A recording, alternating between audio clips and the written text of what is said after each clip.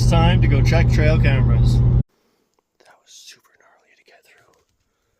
Got my cute little dog spray.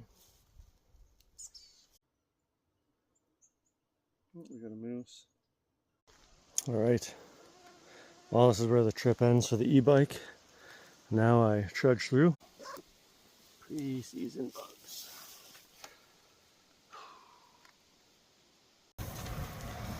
This guy's flying low.